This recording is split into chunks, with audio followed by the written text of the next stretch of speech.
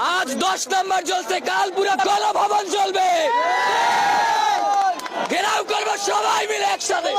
সে নাকি স্পেনে পালিয়েছে, আমাদেরকে এভাবে মারতে কমান্ড দিয়ে স্পেনে চলে গেছে।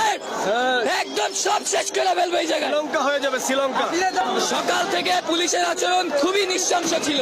আমাদের এইখানে 2টা ভাইকে একটু আগে গুলি করে মেরে ফেলা হয়েছে সকালবেলা। এখানে আমার নিজের বন্ধু 6টা গুলি খেয়েছে আমার চোখের সামনে। এগুলা কি উনি দেখে না? উনি বলতেছে এরা নাকি বিএনপি। আমরা সবাই বিএনপি, আমরা সবাই ছাত্র। এর বদল আমরা দেখে ছাড়বো ইনশাআল্লাহ। বাংলাদেশকে এই কোটামুক্ত করে ছাড়বো ইনশাআল্লাহ।